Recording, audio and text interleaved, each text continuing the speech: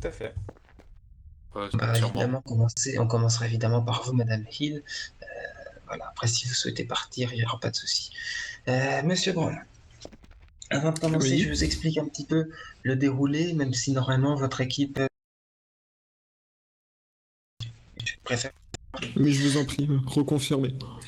parce qu'il y a eu quelques changements depuis, enfin, un ajout depuis avec. L'émission va commencer par une interview de 5 minutes de Madame Hill. Ensuite, à la suite de cet échange avec moi et Madame Hill, je vous laisserai présenter votre programme en précisément 120 secondes, 2 minutes. Suite à votre présentation de programme, les deux citoyens qui sont là vont se présenter à vous et par la suite, ils vous poseront chacun trois questions chacun et, et vous aurez 1 minute pour y répondre. À la suite des questions des trois citoyens, des deux citoyens, des trois questions des deux citoyens, je vous poserai une série de questions où vous aurez également 1 minute pour y répondre. Est-ce que tout est clair pour vous, monsieur Brown?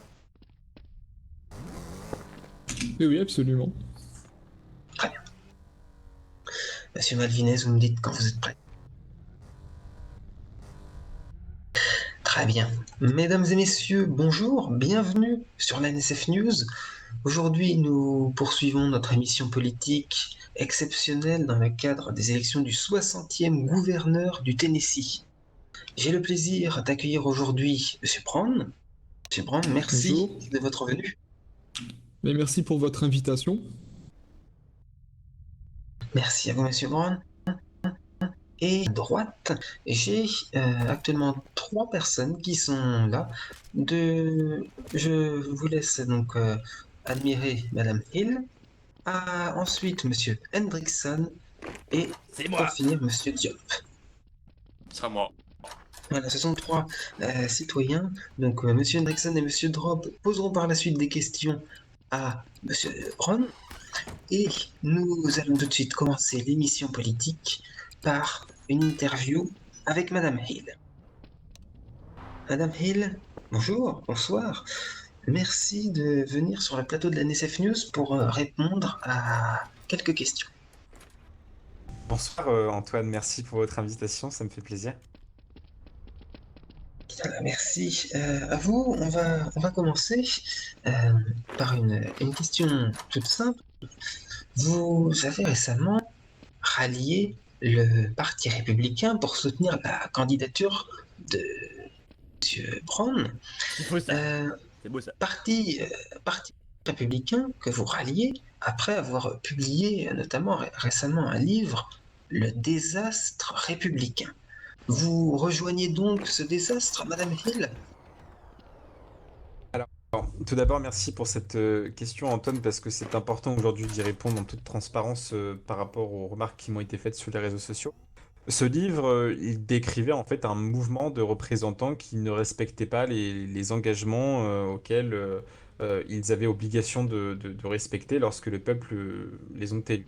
Aujourd'hui, ce groupe de représentants n'est certainement, du moins ne va plus être à l'Assemblée. Ce ne sont pas eux qui vont repasser en tant que représentants à l'Assemblée. Et ça décrit non pas le désordre dans le Parti républicain, ça décrit simplement ce que ces représentants républicains ont causé au Parti républicain. Vous voyez très bien, on a eu l'affaire Saldana. L'affaire Saldana, il a entaché le Parti républicain. C'est pas le Parti républicain qui est soumis à de la corruption, mais c'est Monsieur Saldana.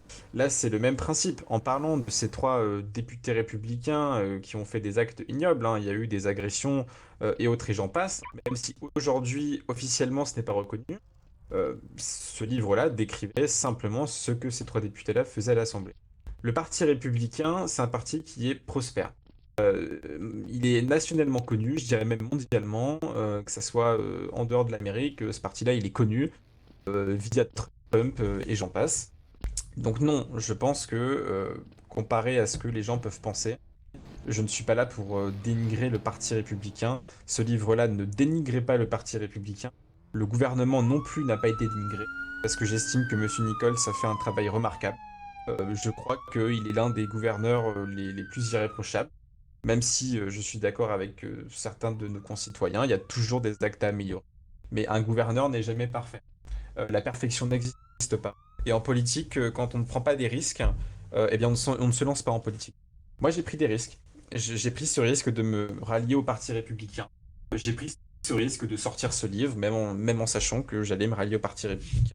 J'ai pris ce risque d'être mal aimé par des gens. J'ai pris ce risque aussi d'avoir de l'impopularité. Eh ben oui, mais dans la politique, quand on a le courage, on se lance. Quand on l'a pas, on se lance pas. Parce qu'un homme et une femme politique irréprochables, ça n'existe pas. On est parfait tel que nous sommes parce qu'on a nos convictions et on veut les mettre en place pour nos concitoyens parce qu'ils ont confiance en nous. Ils votent pour nous. Donc on leur promet des choses qu'on va mettre en place. Mais il y a un moment donné où, encore une fois, derrière ces gens-là, il y a des humains.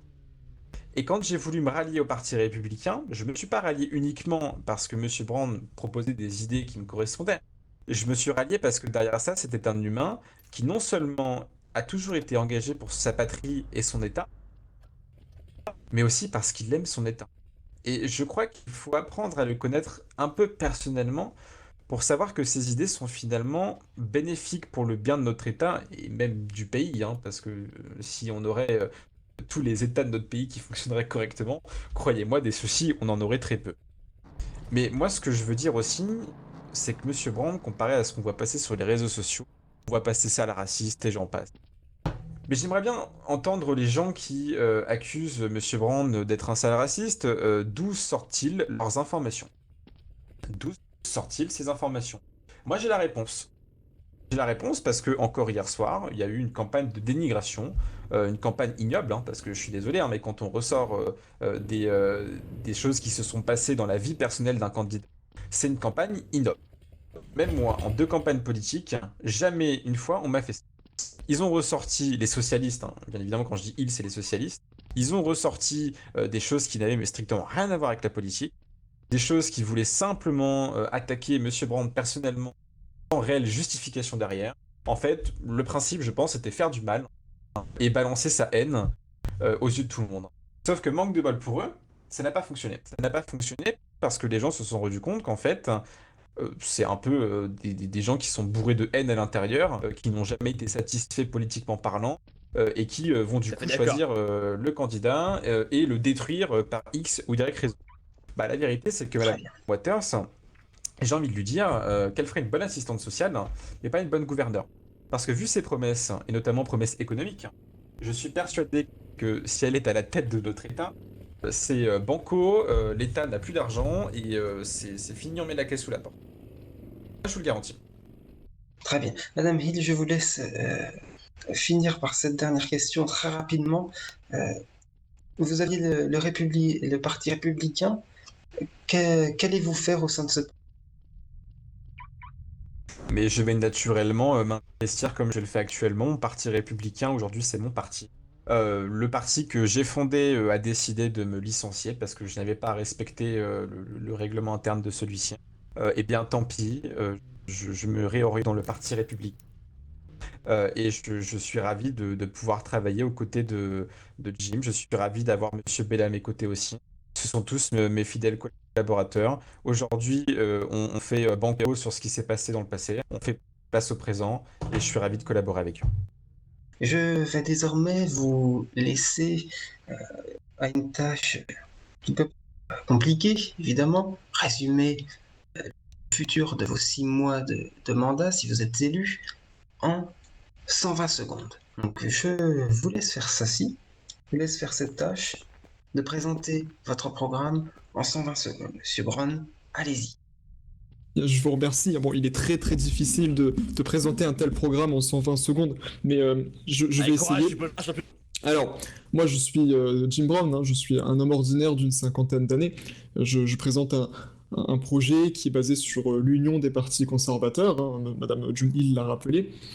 Une union pour s'opposer à une politique dangereuse qui est présentée par le Parti socialiste. Et donc, à travers cette candidature, eh bien, ce sont des femmes amoureux de notre pays, passionnés par l'État du Tennessee, qui est le leur, tant par sa nature que sa culture. Aujourd'hui, ces gens-là, ces hommes et ces femmes, présentent un projet qui est respectueux de nos valeurs, valeurs qui sont d'ailleurs inscrites dans notre Constitution. À ce titre, nous souhaitons garantir la liberté d'expression, nous souhaitons étendre la détention des armes à feu grâce à l'open carry, on souhaite également garantir par exemple l'équité des procès, et j'en passe. Également, c'est une justice qui soit transparente mais ferme, c'est-à-dire ferme avec les délinquants. C'est pour cela que nous voulons la perpétuité pour les délits graves en récidive, c'est pour ça que nous voulons la peine de mort pour les terroristes, et c'est pour ça aussi que nous voulons, par exemple, que les public records soient publics, parce qu'une justice transparente est indispensable dans un État libre. On souhaite également une économie qui soit plus libérale, c'est-à-dire avec des entreprises qui ne soient plus, par exemple, sous la tutelle de l'État.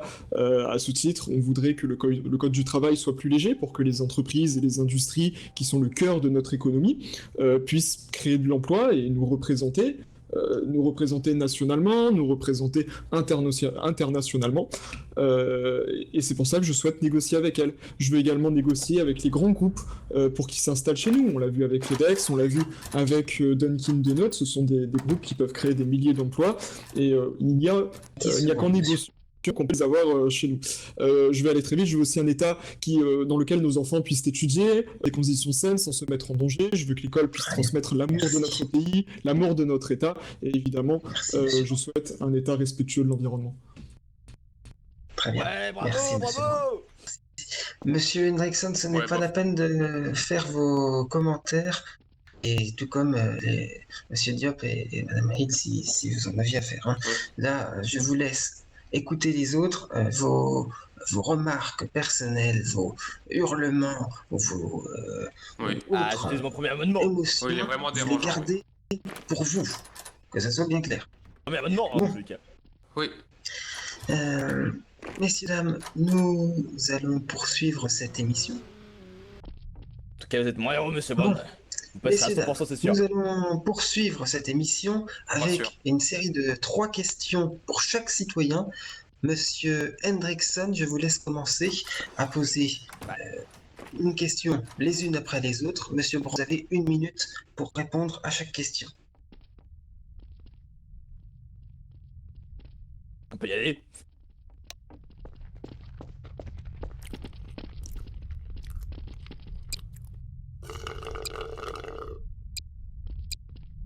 Ok.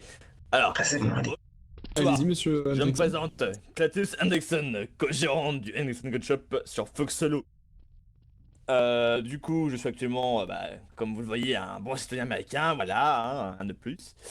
Mes questions sont, en premier, c'est-vous de Joe Biden et de Donald Trump? Monsieur Joe Biden et monsieur Donald Trump, vous avez dit? Ouais, que pensez-vous de Joe Biden et Donald Trump? Bien, écoutez, monsieur Joe Biden, vous le voyez, hein, c'est l'échec de la politique de gauche, c'est l'échec de la politique démocrate. Vous avez un homme qui souhaite s'attaquer aux articles fondamentaux de notre Constitution, à savoir par exemple le 2e amendement qui garantit la détention d'une arme. Vous savez, le port d'armes, c'est pas juste une question de législation, c'est aussi une industrie dans laquelle il y a des milliers d'emplois, et dans un État comme le nôtre, ce sont des milliers d'emplois qui peuvent être menacés par les politiques de M. Biden, et plus largement par les politiques de Mme Waters à la tête du Parti socialiste. Vous en êtes d'ailleurs l'exemple le plus parfait, puisque vous êtes une armerie. Si du jour au lendemain, des acquis que nous avons depuis des centaines d'années, c'est-à-dire les armes à feu, disparaissent, poussés par la politique de M. Biden, et des gens comme vous vont se retrouver au chômage, et nous ne respectons pas ce sur quoi notre pays s'est fondé.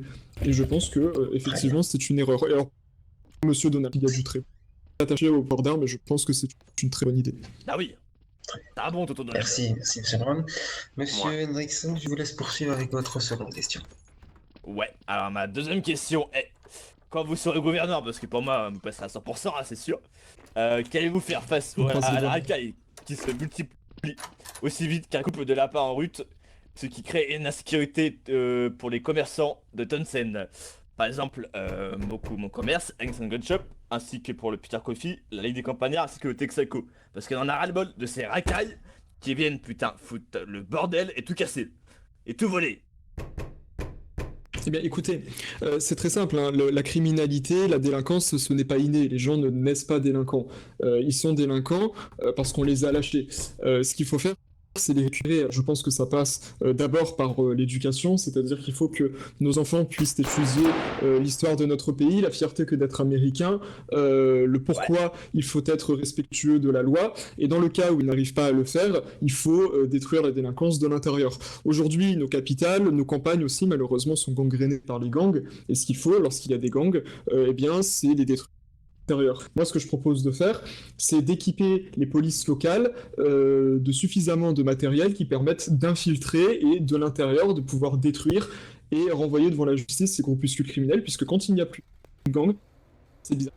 L'éducation suit, que les jeunes sont correctement éduqués par l'école, il n'y a plus non plus de racailles, comme vous les appelez. Et on règle le problème entièrement. Et ensuite, il faut que ça suive avec la justice. C'est-à-dire qu'une fois qu'on a démantelé, une fois qu'on a infiltré ces groupuscules criminels qui sont responsables de l'endoctrinement de nos enfants, il faut que la justice soit ferme. Il faut que la justice arrête avec les peines alternatives, arrête avec les bracelets électroniques, arrête avec les remises de peine, arrête avec les réinsertions. Ces gens-là doivent purger des peines fermes, des peines complètes et ne doivent pas s'arrêter en plein lieu, comme on le voit beaucoup trop souvent aujourd'hui. Ah bah, Merci, c'est ce que monsieur j'avais d'entendre. Brown. C'est bon. Monsieur Henriksen, je vous laisse terminer avec votre dernière question. Alors, pour ma troisième question. Pensez-vous qu'un jour, nous puissions, nous, citoyens américains, porter une arme de poing à la ceinture, visible par tous, afin de ne plus se faire agresser par notre pont de racaille qui utilise la règle de 3, qui stipule qu'ils sont 3 fois plus que nous, quoi. Eh bien, vous savez, ça, c'est ce qu'on appelle l'open carry. L'open carry, c'est quelque chose que le gouverneur Ben Stewart a mis en place, que le gouverneur Will Nichols a continué, et c'est quelque chose que je concrétise. Alors, évidemment, il n'est pas possible de le mettre sur la voie publique, ça vous le comprenez bien. Par contre, ce qu'on voudrait faire, c'est mettre en place cet open carry, c'est-à-dire le fait de pouvoir porter son arme de manière visible au sein des entreprises, au sein des commerces. Si un chef d'entreprise, un chef de commerce souhaite afficher son arme en bandoulière, son arme de poing, il pourra le faire librement, puisque d'une, ça dissuade, personne n'est tenté de cambrioler quelqu'un qui porte visiblement son arme. Deux, ça permet aux forces de police de savoir qui est armé et qui ne l'est pas. Aujourd'hui, la plus grande menace pour les forces de l'ordre, ce sont les armes dissimulées. Ils ne savent pas qui est armé et qui ne l'est pas, ils doivent être constamment sur leur garde. Le fait que les gens soient forcés d'afficher leur arme à la ceinture permet aux forces de l'ordre de savoir qui est armé et qui ne l'est pas, et de prendre les dispositions qui s'appliquent dans ces cas-là. Donc oui, l'open carry, c'est quelque chose qui sera concrétisé, en tout cas dans les commerces, ça c'est certain. Très bien. Merci, c'est beau, merci d'accord. monsieur Brown. Merci, Je vous remercie de monsieur répondre à mes Henriksen. questions et mon Je vote vous en sera prie. pour vous, je vous le dis. Alors, monsieur Diop, je vous laisse vous présenter et poser votre première question à monsieur Brown. Bon, même si tout le monde me connaît ici, bah, moi, je suis une petite star, quoi. Je vais quand même me présenter. Je suis Diop Malcolm. Je suis entrepreneur dans les croquettes pour tous. J'ai 21 ans et je suis membre actif du rastafarisme. Je suis un membre du socialiste. Hein. J'adore. Oui. J'aimerais poser comme première question, si vous le voulez bien. Vous sentez-vous personnellement menacé J'ai un petit peu de mal à par vous le entendre mariage parce qu'il y a du homosexuel. bruit autour. Ah mince, je vais répéter, vous inquiétez pas. Vous me dites quand je répète. Oui, allez-y, vous pouvez répéter. Alors, vous sentez-vous personnellement menacé par le mariage homosexuel? Alors, personnellement menacé, non, puisqu'à ce titre-là, je ne suis pas homosexuel, donc je ne suis pas menacé par ça. Par contre, ce que je veux, c'est un État qui soit respectueux de la famille traditionnelle. C'est-à-dire que j'estime aujourd'hui que pour un enfant, il faut un papa et une maman, et qu'à ce titre-là, le mariage homosexuel me dérange. Alors, je ne suis pas le seul à penser comme ça, je suis chrétien et j'estime que ce modèle-là doit s'appliquer puisque c'est le modèle le plus sain pour un enfant. Et donc, à ce titre, je ne souhaite pas le mariage homosexuel. Que une jurisprudence de la Cour suprême essaye d'imposer à tous les États le mariage homosexuel, vous n'êtes pas voir que les États peuvent écrire leurs lois eux-mêmes, et c'est lorsqu'elles sont publiées qu'elles peuvent être contestées au niveau de la Cour suprême. L'avortement a fait débat récemment avec des États qui ont cherché à l'illégaliser. Bon, ça n'est pas ma pensée à ce sujet. Si nous restons concentrés sur le mariage homosexuel, effectivement, je ne ferai pas de loi qui permet de l'autoriser. Et si on me demande comment on peut dire ça, de le reconnaître, je ne le ferai pas non plus. De par les visions que j'ai, les visions conservatrices, traditionnelles et chrétiennes, c'est ma conviction, et je pense que c'est la conviction aussi de mes électeurs qui représentent une part non négligeable de la population aujourd'hui.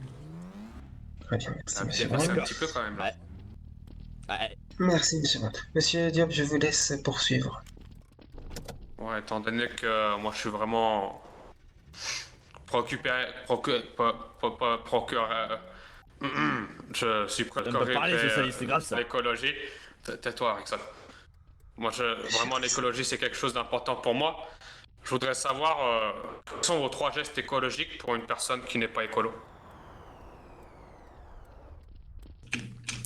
Mais écoutez, l'écologie, c'est quelque chose... Alors, j'aime pas parler d'écologie, vous savez, parce que les transportent une idéologie derrière. Ce que j'apprécie comme mot, c'est l'environnement.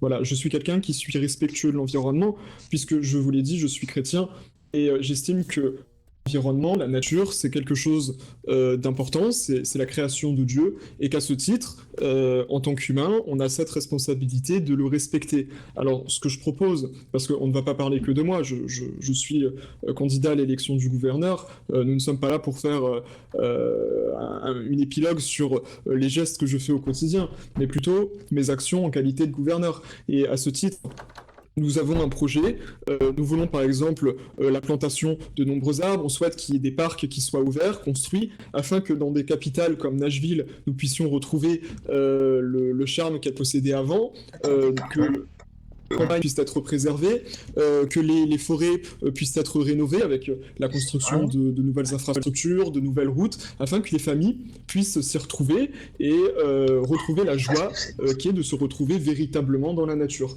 Voilà. Je pense que en candidat, je ne peux pas aller trop loin, je ne peux pas imposer de grands changements, je ne peux pas faire de législations qui seront déterminantes dans les changements écologiques, comme vous aimez les appeler. Par contre, à l'échelle d'un gouverneur, je peux faire en sorte que les familles puissent retrouver ce qu'est véritablement la nature, même quand elles sont dans des milieux urbains comme Nashville. Et ça, c'est au programme. Nous allons planter des arbres, nous allons construire des parcs, nous allons entamer des politiques qui soient respectueuses de la faune et de la flore, comme l'a fait Monsieur Stewart, dans nos rivières, dans nos montagnes. Et ça, c'est un projet cohérent pour un gouverneur. Moi je dis, il faut introduire des animaux à Nashville, il en manque. Très bien, je vous avais un petit peu dépassé le temps, hein, monsieur Brown. Attendez. Ça me va, non, mais J'ai ça, dû ça, essayer de régler les nuisances sonores à l'extérieur pour le bien de tous. Monsieur Diop, je vous laisse poursuivre avec votre dernière question. Ma dernière question, ouais.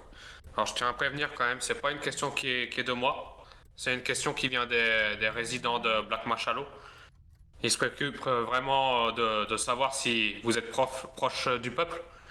Et du coup, je voudrais vous demander, pouvez-vous me dire le prix moyen d'un sandwich dans une supérette, s'il vous plaît?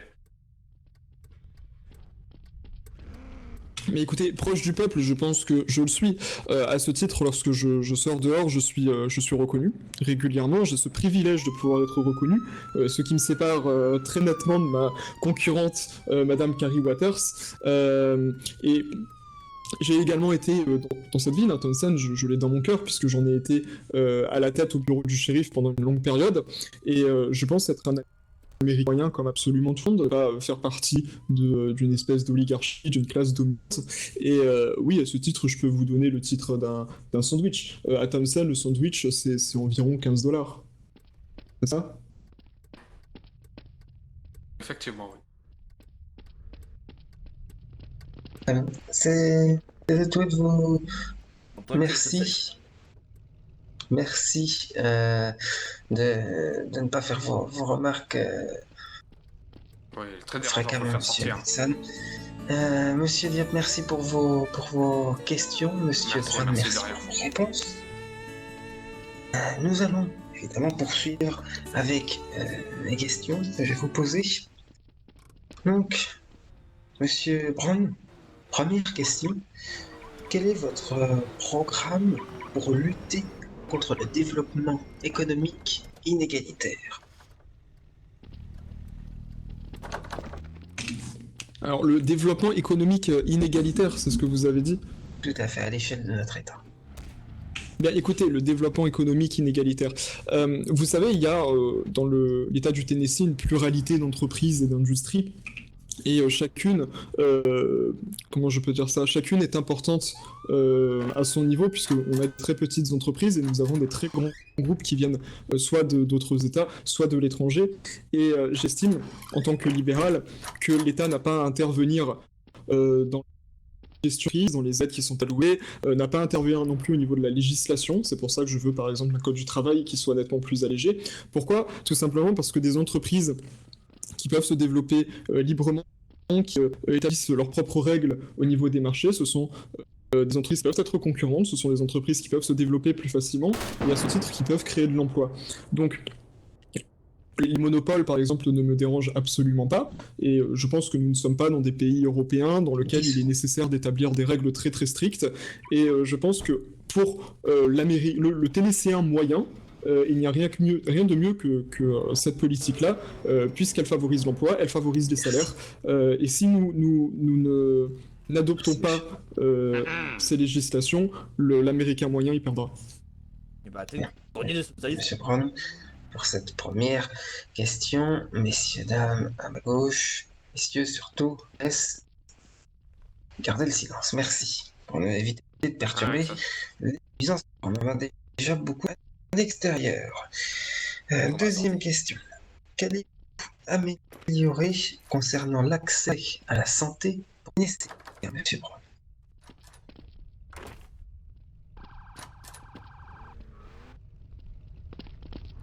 Et vous pouvez répéter, j'ai entendu la moitié de votre question.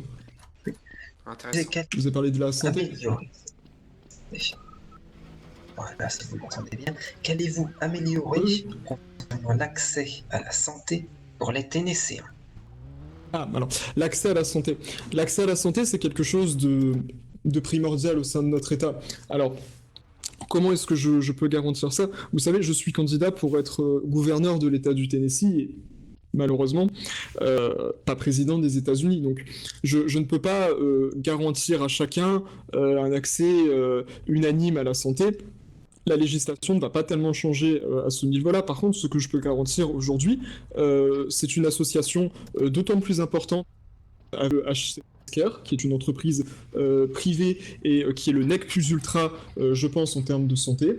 Et à ce titre, ce que nous voulons, c'est par exemple développer des technologies uniques qui nous permettraient d'être à la pointe de la technologie en matière de santé. Le professeur Richard Bailey avait détaillé, par exemple, la technologie ECMO, qui permet, en fait, si vous voulez, d'user d'une forme nouvelle de support cardio-respiratoire. Et c'est à ce titre, je pense, que les Tennesséens pourront grâce à ces avantages-là, grâce à mieux se soigner et peut-être vivre plus longtemps. Et c'est ce que je souhaite.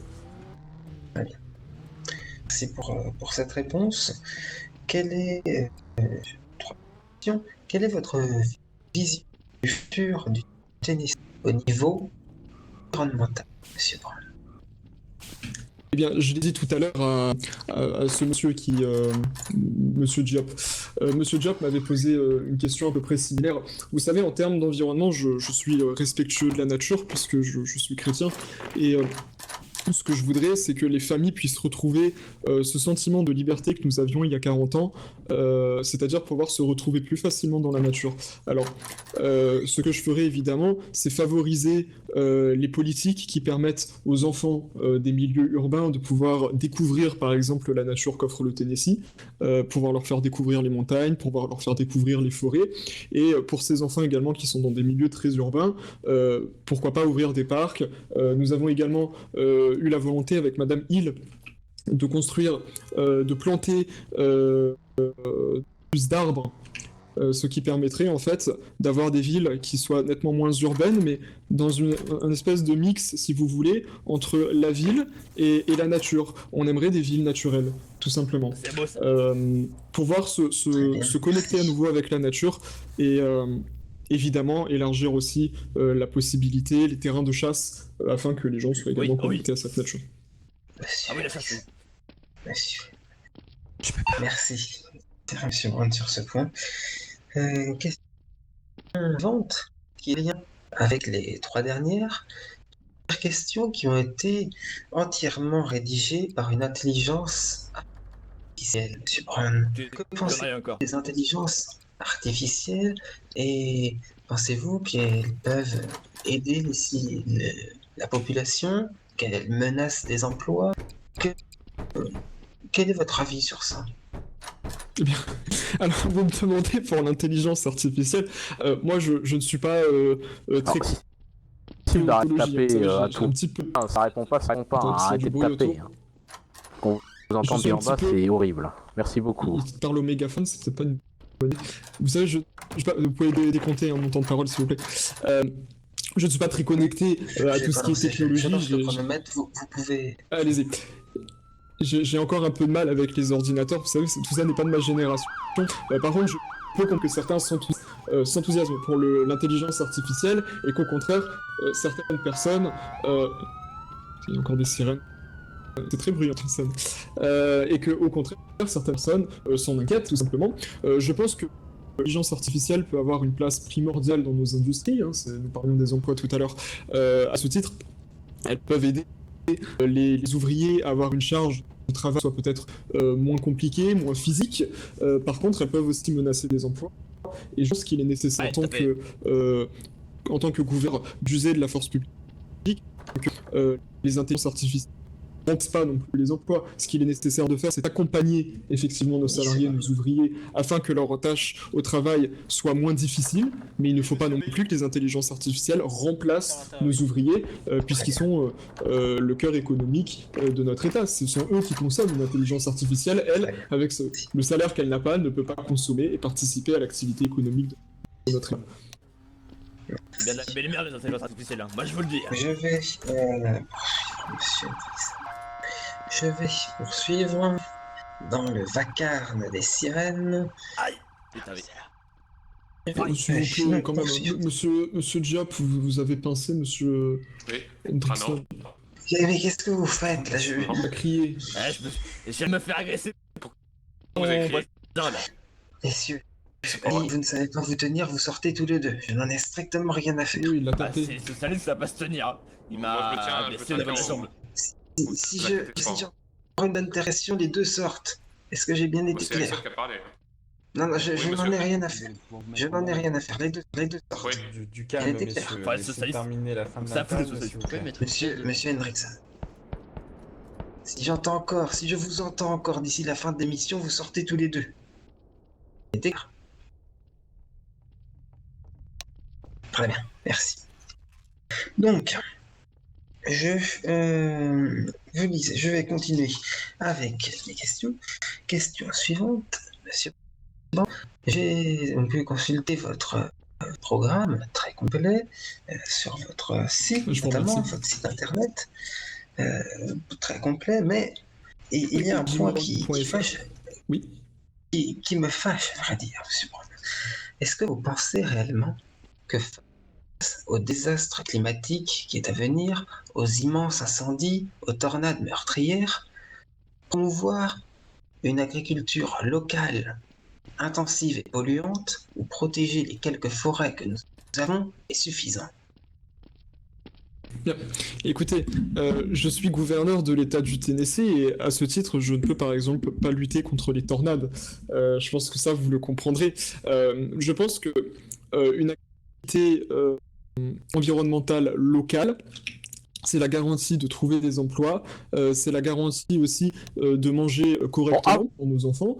Moi, je souhaite m'opposer absolument à tous les produits beaucoup trop importés, transformés et importés. Je souhaite que les gens consomment tennesséen et je pense qu'on me reprocher de vouloir faire tourner l'activité locale, de soutenir nos agriculteurs, de soutenir nos cultivateurs et nos maraîchers. Et effectivement, si pollution il y a, ben, nous allons nous conformer, excusez-moi, c'est la fatigue, nous allons nous conformer aux exigences qu'impose l'État fédéral en termes d'environnement. Et je pense qu'en se conformant aux exigences fédérales et en faisant tourner l'économie locale, on peut arriver à un résultat satisfaisant, tant sur le médical que sur l'emploi. Merci, Monsieur Brown, pour cette réponse. Dernière question, messieurs, dames. Monsieur Brown, dernière question. Face à une justice parfois lente et laxiste, que comptez-vous faire? Bien. Vous savez, aujourd'hui, si on a une justice lente, c'est parce que les policiers doivent arrêter sans arrêt les mêmes personnes. Je les ai rencontrés, ils m'ont fait part de leur inquiétude, et aujourd'hui, nous sommes dans un état dans lequel les policiers arrêtent tous les jours les mêmes personnes, pour tous les jours les mêmes délits, et que tous les jours, les gens peuvent ressortir puisque la justice n'est pas suffisamment ferme, parce que la justice favorise trop l'intersertion, l'usage des peines alternatives. Je pense par exemple que le programme de Carrie Waters est à côté de la plaque, puisqu'elle n'a pas d'adjoint du shérif, à mon avis, dans ses équipes, et ça se confirme dans son programme. Par exemple, cette femme-là, Mme Carrie Waters, voudrait qu'il y ait une alternative, l'usage du bracelet constamment, le fait de réinsérer les détenus, et je pense qu'aujourd'hui, c'est le cœur du problème. Si la justice n'est pas assez rapide, c'est parce qu'elle est bouchonnée par ces gens qui, au lieu d'aller en prison, peuvent ressortir, refaire les mêmes délits. Si par contre la justice était plus ferme, si les gens faisaient leur peine complètement, de A jusqu'à Z, eh bien ces gens-là ne seraient pas obligés de revenir 10 fois pour la même chose devant la justice, et elles pourraient avancer nettement plus rapidement. Très bien. Merci, Monsieur Brown. Je ne sais pas qui était cet homme au fond du plateau. S'il Bizarre. aurait été là, on aurait pu l'interroger éventuellement s'il avait des questions à vous poser. Il est parti. Le président de l'Assemblée. C'est Monsieur Écoutez, Bailly. je vais laisser Madame Hill dire un petit mot. Ce qu'elle a à dire, je crois qu'elle a une petite conclusion à faire. Je vais lui laisser dire un petit mot s'il en a envie. Moi, la conclusion que j'en tire, c'est encore une fois, hein, on vote pour un candidat, on vote pour un programme, mais on vote aussi pour la personne qu'il est. Moi, ce que je sais de Jim, parce qu'aujourd'hui, je le considère un peu plus que mon collaborateur, c'est un peu comme un ami, parce qu'on apprend à se connaître personnellement en dehors de la politique. Et moi, ce que je peux vous dire, c'est que je vois un homme qui a toujours défendu son État, son pays. Il s'est engagé dans le département du shérif, il a mis en danger sa vie pour celle des autres. Dans son discours, on voit très bien qu'il n'est pas fébrile, on voit très bien qu'il est sûr de lui, on voit très bien qu'il a envie d'avoir le bien pour le peuple, finalement, hein, le bien pour l'État. On le voit, on le sent. Moi, quand je l'entends parler, j'ai confiance en lui. Mais quand j'entends parler Carrie Waters, je suis fébrile. Fébrile en me disant que cette personne-là, elle a une chance de passer et de devenir gouverneur. Je le redis encore une fois, quand on veut autant aider les démunis au point de lancer des programmes économiques qui sont infinançables et qui, au contraire, mettront dans la galère économique notre État et peuvent d'ailleurs mettre au ralenti l'économie de notre État, bah moi je le dis, cette personne-là, elle est faite pour être assistante sociale, pas pour être gouverneur. Moi, ce que je veux dire aux gens, encore une fois, pour la personne, votez pour le programme. Mais renseignez-vous, ne votez pas parce que la personne, elle vous promet des choses qu'elle ne mettra jamais en place. On sait comment ça fonctionne dans la politique. Je sais pertinemment que l'opposant de M. Brown promet des choses qui sont absolument pas vraies. La différence qu'il y a entre ces deux personnes, vous avez M. Brown qui est quelqu'un de très honnête, de quelqu'un qui a toujours tenu ses promesses, qui a toujours mis en place ses promesses, qui a toujours respecté nos concitoyens, qui s'est engagé pour la nation, pour l'État.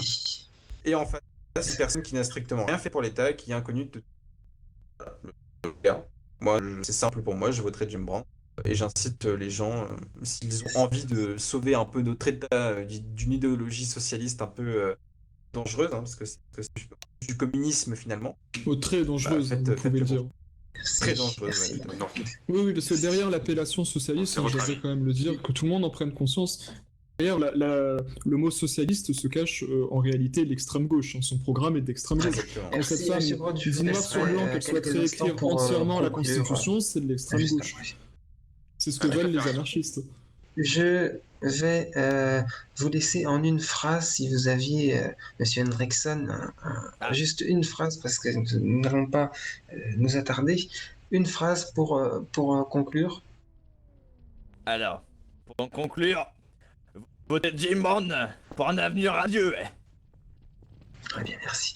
Monsieur Diop, une phrase pour conclure. Ne votez pas pour cette personne si vous voulez que je reste en vie. Ouais, Voilà, un petit peu de compassion. Personne ne va vous Monsieur- tuer. c'est que ça là. Monsieur C'est pour la Brown, compassion. Monsieur Diop, messieurs, dames, je vous laisse garder le silence des hommes. Démagogie Je vous laisse socialiste, écouter hein, la monsieur. conclusion Non mais. de monsieur c'est ça. Brown. Vous avez une minute. Une minute complète? Vous avez une minute, oui. Ah, je pensais Si que vous c'était souhaitez. en une seule phrase. Ah oui, bien sûr, évidemment. Écoutez, je vous demanderai aujourd'hui de faire le bon choix. Surtout de vous informer, de ne pas croire aux fake news que vous pouvez lire sur les réseaux sociaux ou par l'intermédiaire des militants du Parti Socialiste. Ouvrez le programme du Parti Républicain, renseignez-vous sur les idées. Vous y trouverez tout simplement un programme qui est respectueux de la liberté économique, des emplois, de la protection de vos droits constitutionnels. Et vous ne trouverez pas sous aucune forme du racisme, comme le prétend Madame Waters, ou le Ku Klux Klan, comme elle sait oser dire.